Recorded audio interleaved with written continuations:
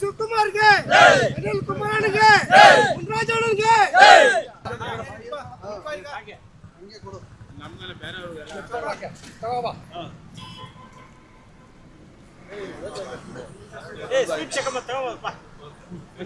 ಬನ್ರಿ ಈ ಕಡೆ. ಅಪ್ಪ ಹಲೋ ಬನ್ನಿ. ನಿಂತ್ಕೊಳ್ರಿ ಎಲ್ಲ ನಿಂತ್ಕೊಳ್ರಿ.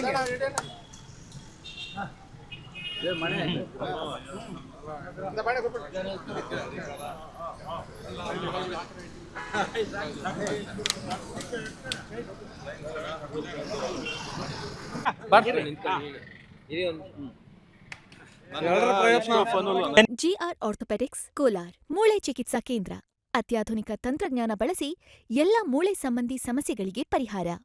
ಜಾಯಿಂಟ್ ರಿಪ್ಲೇಸ್ಮೆಂಟ್, ಸ್ಪೋರ್ಟ್ಸ್ ಸಂಬಂಧಿ ಸಮಸ್ಯೆಗಳು, ಮೂಳೆ ಮುರಿತ, ಸ್ಪೈನ್ ಶಸ್ತ್ರಚಿಕಿತ್ಸೆಗಾಗಿ ನುರಿತ ಮೂಳೆ ತಜ್ಞರನ್ನು ಸಂಪರ್ಕಿಸಲು 7022532255ಕ್ಕೆ ಹಿಂದೆ ಕರೆ ಮಾಡಿ. ಇವತ್ತು ನರಸಾಪುರ ಹೋಬಳಿ ಜನತೆಗೆ ತುಂಬ ದಿವಸದಿಂದ ನಾವು ಬೇಡಿಕೆ ಇಟ್ಟಿದ್ದಂತಹ ಬೇಡಿಕೆಯನ್ನು ಮಾನ್ಯ ಕಾಂಗ್ರೆಸ್ ಸರ್ಕಾರ, ಮಾನ್ಯ ನಮ್ಮ ಮುಖ್ಯಮಂತ್ರಿಗಳಾದಂತಹ ಸಿದ್ದರಾಮಯ್ಯನವರು ಬಜೆಟಲ್ಲಿ ನರಸಾಪುರ ಹೋಬಳಿಗೆ ಅಂದರೆ ನರಸಾಪುರ ಹೋಬಳಿ ಇಂಡಸ್ಟ್ರಿಯಲ್ಲೆಲ್ಲ ಸೇರಿಕೊಂಡು ಪೊಲೀಸ್ ಠಾಣೆಯನ್ನು ಮಂಜೂರಾತಿ ಕೊಟ್ಟಿದ್ದಾರೆ. ಇವತ್ತು ಬಜೆಟಲ್ಲಿ ನಾವೆಲ್ಲ ನರಸಾಪುರ ಹೋಬಳಿ ಜನತೆ ಪರವಾಗಿ ಮತ್ತು ಇಲ್ಲಿನ ಎಲ್ಲ ಇಂಡಸ್ಟ್ರಿಯಲ್ ಅವ್ರ ಪರವಾಗಿ ಅವರಿಗೆ ಫಸ್ಟು ಧನ್ಯವಾದಗಳನ್ನು ಕಾಂಗ್ರೆಸ್ ಸರ್ಕಾರಕ್ಕೆ ಮತ್ತು ನಮ್ಮ ಮುಖ್ಯಮಂತ್ರಿಗಳಾದಂತಹ ಸಿದ್ದರಾಮಯ್ಯನವ್ರಿಗೆ ಮತ್ತು ನಮ್ಮ ಉಪಮುಖ್ಯಮಂತ್ರಿಗಳಾದಂತಹ ಡಿ.ಕೆ. ಶಿವಕುಮಾರ್ ಅವರಿಗೆ, ನಮ್ಮ ಪರಮೇಶ್ ಸಾಹೇಬರಿಗೆ ಇವತ್ತು ನಮಗೆ ಇದು ಸ್ಯಾಂಕ್ಷನ್ ಬರಬೇಕಾದ್ರೆ ಪರಮೇಶ್ವರ್ ಸಾಹೇಬ್ರದ್ದು ಇದರಲ್ಲಿ ಪಾತ್ರ ಇದೆ.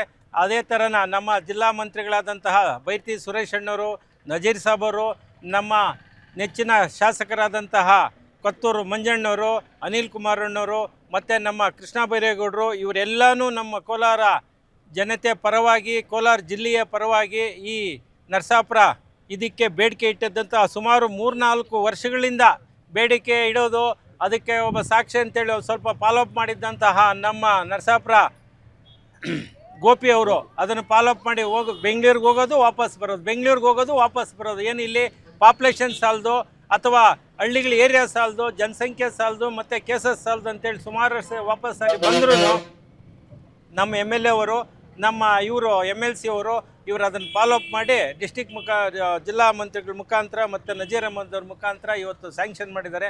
ಅವ್ರಿಗೆಲ್ರಿಗೂ ನಾವು ಮತ್ತೊಮ್ಮೆ ಧನ್ಯವಾದಗಳು ಹೇಳ್ತೀವಿ. ಮತ್ತು ಇಲ್ಲಿ ಸುದರ್ಶನ್ ಸಾಹೇಬರು ಸೇರಿ ಮತ್ತು ಇಲ್ಲಿ ಏನು ನಮ್ಮ ಕಾಂಗ್ರೆಸ್ ಸರ್ಕಾರ ಬಂದಾಗಿನಿಂದ ಹತ್ತತ್ರ 2.5 ವರ್ಷ ಆಯಿತು.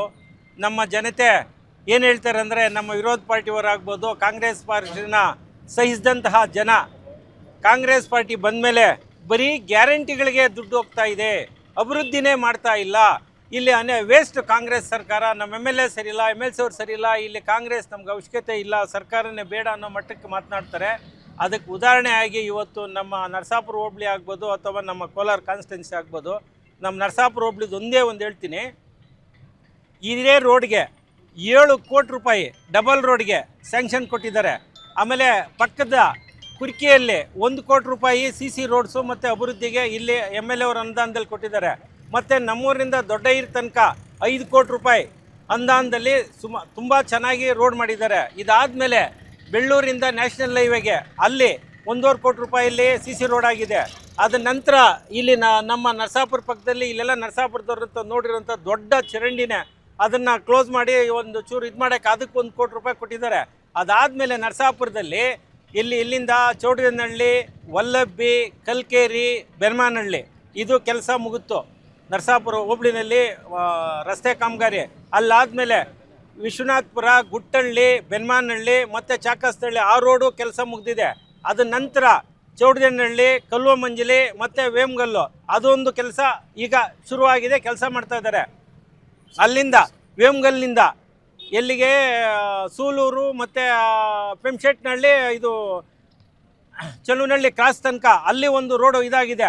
ಮತ್ತು ಈ ಕಡೆಗೆ ನಾಗಲಾಪುರ, ಪೆಂಶೆಟ್ನಹಳ್ಳಿ, ನುಗ್ಲಾಪುರ, ತಲಗುಂದ ಅಲ್ಲಿ ಕೆಲಸ ನಡೀತಾ ಇದೆ. ಅಭಿವೃದ್ಧಿ ಆಗಿಲ್ಲ ಅಂತ ಹೇಳ್ತಾರಲ್ಲ. ನರಸಾಪುರ ಹೋಬಳಿನಲ್ಲಿ ಇನ್ನು 2 ಕಾಮಗಾರಿ ಮಾತ್ರ ಬಾಕಿ ಇದೆ. ಈ 2 ಕಾಮಗಾರಿ ಮುಗಿದ್ರೆ ನರಸಾಪುರ ಹೋಬಳಿನಲ್ಲಿ ಟಾರ್ ಇಲ್ಲದಂತಹ ರೋಡು ಒಂದೇ ಒಂದು ರೋಡ್ ಇಲ್ಲ. ಅಲ್ಲ ಒಲ್ಲಬ್ಬಿದ್ದು ಮುಗಿದಿದೆ ಎಲ್ಲ ಪೂರ್ತಿ. ಇನ್ನೊಂದು 2-3 ತಿಂಗಳಲ್ಲಿ ನರಸಾಪುರ ಹೋಬಳಿನಲ್ಲಿ ಎಷ್ಟು ಮಣ್ಣು ರಸ್ತೆ ಇದೆ ಅಥವಾ ಎಷ್ಟು ಹಳ್ಳ ಗುಂಡಿ ಇದೆಯೋ ಅದನ್ನೆಲ್ಲ ಕ್ಲಿಯರ್ ಮಾಡಿ 100% ಬೈರೇಗೌಡರ ಕಾಲದ ಇದ್ದಂತಹ ಏನು ರಸ್ತೆಗಳು ಇದ್ವೋ ಆ ಟೈಪು ರಸ್ತೆಗಳು ಮಾಡಿ ಕೊಟ್ಟಿದ್ದಾರೆ. ಇದಕ್ಕಿಂತ ನಮ್ಗೆ ಇನ್ನೇನು ಬೇಕು? ಯಾಕೆ ಸುಮ್ಮನೆ ಅವರು ಕೆಲಸ ಆಗಿಲ್ಲ ಅವ್ರು ಇದು ಮಾಡ್ತಾಯಿಲ್ಲ ಅಂತ ಆಮೇಲೆ ಯಾವುದಾದ್ರು ಸ್ಯಾಂಕ್ಷನ್ ಆದರೆ ಅದಕ್ಕೆ ಅಡೆತಡೆ ಮಾಡೋದು, ಅದನ್ನು ಮುಂದಕ್ಕೆ ಹಾಕೋದು, ಕೆಲಸ ಮಾಡ್ತಾ ಇಲ್ಲ ಅಂತೇಳಿ ಮತ್ತೆ ದೂಷಣೆ ಮಾಡೋದು. ಏನು ಅಭಿವೃದ್ಧಿ ಕೆಲಸಗಳಿಗೆ ನಮ್ಮ ಸರ್ಕಾರದವ್ರು ಆಗ್ಬೋದು, MLA ಅವರು ಆಗ್ಬೋದು, ಇಲ್ಲಿ ಅನುದಾನ ಕೊಟ್ಟಾಗ ಅದಕ್ಕೆ ಸಹಕಾರ ಮಾಡಿ ಅಲ್ಲಿ ಯಾವುದೇ ಡೆವಲಪ್ಮೆಂಟ್ ಕೆಲಸಕ್ಕೆ ಏನಿದ್ರು ಪಾರ್ಟಿ ಅಲ್ಲಿ ತೊಗೊಬೇಕು. ಡೆವಲಪ್ಮೆಂಟ್ ಕೆಲಸದಲ್ಲಿ ನಾವು ರಾಜಕೀಯ ತರಬಾರ್ದು. ಡೆವಲಪ್ಮೆಂಟ್ಗೆ ಎಲ್ಲರೂ ಸಹಕರಿಸಿ ಹೆಚ್ಚಾಗಿ ಕೆಲಸಗಳಿಗೆ ಸಹಕಾರ ಕೊಟ್ಟರೆ ಇನ್ನೂ ಎಷ್ಟು ಬೇಕಾದಷ್ಟು ಕೆಲಸಗಳು ಮಾಡ್ಬೋದು.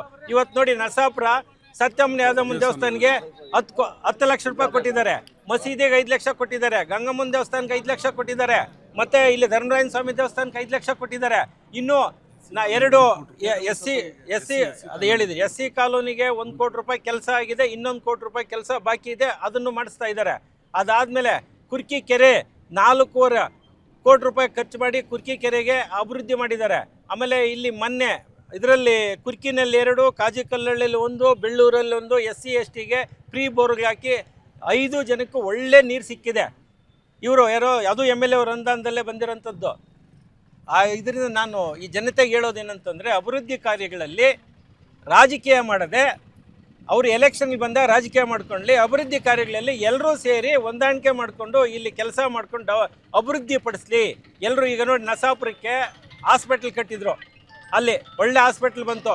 ಅದಾದಮೇಲೆ ಇಷ್ಟು ದಿವಸದಿಂದ ನಾವು ಹೇಳ್ತಾ ಇದ್ದಿದ್ದು ಇದು ಹಾಸ್ಪಿಟ್ಲ್ ಬೇಕೇ, ಜೊತೆಗೆ ಪೊಲೀಸ್ ಸ್ಟೇಷನ್ ಬೇಕು ಅಂತ ಹೇಳ್ತಾ ಇದ್ವಿ. ಪೊಲೀಸ್ ಸ್ಟೇಷನು ಈಗ ಸ್ಯಾಂಕ್ಷನ್ ಆಗಿದೆ. ಇನ್ನೊಂದು ನರಸಾಪುರದವ್ರ ಬೇಡಿಕೆ ಏನಂತಂದರೆ ಒಂದು UGD ಪ್ಲಸ್ ಇದಕ್ಕೆ ಸ್ಮಶಾನಕ್ಕೆ 2 ಎಕರೆ ಜಾಗ. ಈಗ ಮೇಯ್ನು ನರಸಾಪುರಕ್ಕೆ ಬೇಕಾಗಿರೋದು ಸ್ಮಶಾನಕ್ಕೆ 2 ಎಕರೆ ಜಾಗ, ಒಂದು UGD ಮಾತ್ರ ಬೇಡಿಕೆ ಇದೆ. ಇದು ನಮ್ಮ MLA ಅವರ ಅವಧಿಯಲ್ಲಿ ಮಾಡಿಸ್ಕೊಳಕ್ಕೆ ಎಲ್ಲರೂ ಸೇರಿ ಪ್ರಯತ್ನ ಪಡೋಣ. ಅದನ್ನು MLA ಅವ್ರನ್ನ ನಾವು ಉಪಯೋಗಿಸ್ಕೊಂಡು ಸರ್ಕಾರದಿಂದ 2 ವರ್ಷದಲ್ಲಿ ಒಂದು UGD ಆಗ್ಬೋದು, ಒಂದು ಸ್ಮಶಾನಕ್ಕೆ 2 ಎಕರೆ ಜಮೀನು ಆಗ್ಬೋದು. ಮತ್ತು ಸ್ಟೇಡಿಯಮ್ಮು ಇಲ್ಲಿ ಈ ನಮ್ಮ ಸರ್ಕಾರಿ ಕಾಲೇಜ್ ಇದೆಯಲ್ಲ, ಅಲ್ಲಿ ಒಂದು ಸ್ಟೇಡಿಯಂ ಬೇಕಾಗಿದೆ. ಸ್ಟೇಡಿಯಂ ಈಗಾಗಲೇ ಟಾಟಾ ಇವರಿಗೆ ಹೇಳಿದ್ದಾರೆ. ಅದನ್ನು ಫಾಲೋಅಪ್ ಮಾಡಿ ಈ 3 ಕೆಲಸ ಮಾಡಿಸಿದ್ದಾದರೆ ನರಸಾಪುರಿಗೆ ಅಲ್ಲಿ 100% ಏನೂ ಅವಶ್ಯಕತೆ ಇರಲ್ಲ ಅಂತ ನಮ್ಮ ಅನಿಸಿಕೆ.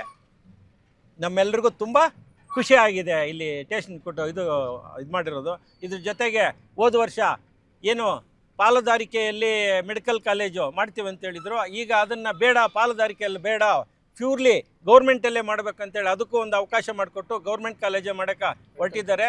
ಅದ್ರ ಜೊತೆಗೆ ಸ್ಟೇಟಲ್ಲಿ ನಮ್ಮ ಕೋಲಾರ ಜಿಲ್ಲೆಯನ್ನು ಮಾತ್ರ MSILನಿಂದ ಆಯ್ಕೆ ಮಾಡಿಕೊಂಡು ರೈತರಿಗೆ ಪರಿಕರಗಳಾಗ್ಬೋದು, ಔಷಧಿಗಳಾಗ್ಬೋದು, ಫರ್ಟಿಸೈಲರ್ ಆಗ್ಬೋದು, ಪ್ರತಿ ತಾಲೂಕಿಗೆ ಒಂದು ಅಂಗಡಿ ಮಾಡಿ ರೈತರಿಗೆ ಅಗ್ಗದ ದರಗಳಲ್ಲಿ ರೈತರ ಮಾಲ್ ಅಂತ ಮಾಡಿ, ಕೃಷಿ ಮಾಲ್ ಅಂತೇಳಿ ಮಾಡಿ ಅಗ್ಗದ ದರದಲ್ಲಿ ರೈತರಿಗೆ ಕೃಷಿ ಪರಿಕರಗಳಾಗ್ಬೋದು, ಔಷಧಿಗಳಾಗ್ಬೋದು ಅಥವಾ ಫರ್ಟಿಲೈಸರ್ ಆಗ್ಬೋದು ಮಾದರಿಯಾಗಿ ನಮ್ಮ ಇದರಲ್ಲಿ 31 ಡಿಸ್ಟಿಕ್ ಪೈಕಿ ನಮ್ಮ ಜಿಲ್ಲೆಯನ್ನು ಮಾತ್ರ ಈ ಸಾರಿ ಸೆಲೆಕ್ಷನ್ ಮಾಡ್ಕೊಂಡಿದ್ದಾರೆ.